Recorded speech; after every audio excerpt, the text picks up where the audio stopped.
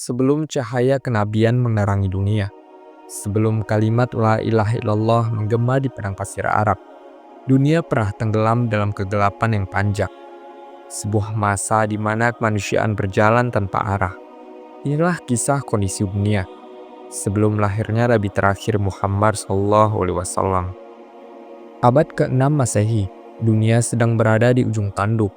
Kekaisaran-kekaisaran besar seperti Romawi Timur, Bizantium, dan Persia terus-menerus berperang, bukan hanya karena perebutan wilayah, tapi karena kerakusan dan kebencian. Di barat, kekaisaran Romawi sudah lama kehilangan akhlak. Mereka dikenal dengan pesta pora, penindasan rakyat kecil, dan diskriminasi terhadap kaum lemah. Di timur, kekaisaran Persia menyembah api dan raja-raja mereka dianggap suci, nyaris disembah sebagai Tuhan.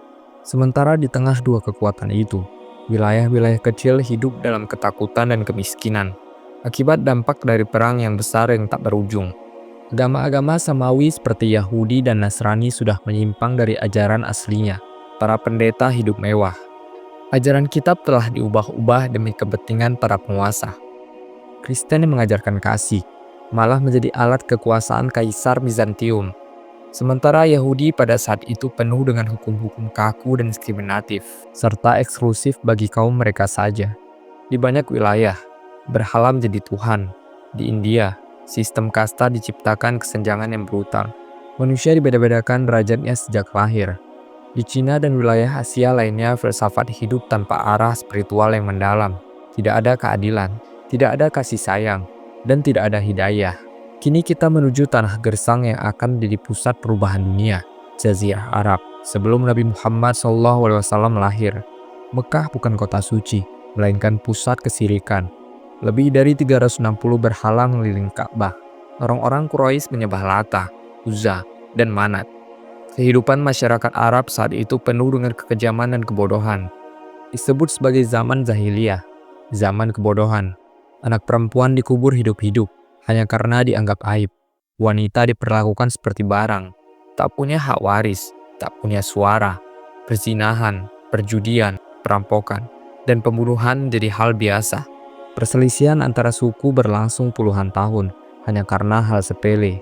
Kebanggaan mereka bukan pada akhlak, melainkan pada unta, kekuatan fisik, dan keangkuhan suku. Namun, balik itu semua, ada satu hal yang membuat Jazirah Arab berbeda. Mereka masih memiliki satu warisan dari nenek moyang mereka, Ibrahim dan Ismail, Ka'bah. Meskipun dikelilingi berhala, Ka'bah tetap berdiri sebagai simbol yang kelak akan dibersihkan. Di tengah kegelapan itu, sejumlah tanda-tanda langit mulai muncul.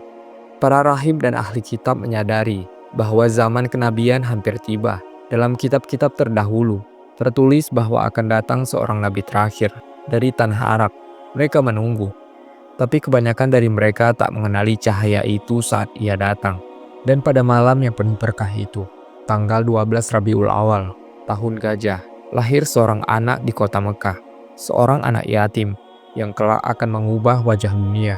Dialah Muhammad bin Abdullah, sang pembawa cahaya, sang penutup para nabi, sang rahmat bagi seluruh alam. Dunia sebelum kedatangannya adalah malam panjang yang gelap, tapi dengan kelahirannya, fajar menyingsing dan cahaya hidayah mulai menyebar. Inilah awal dari perubahan yang akan menggetarkan seluruh dunia. Allahumma sholli ala Sayyidina Muhammad. Wassalamualaikum warahmatullahi wabarakatuh.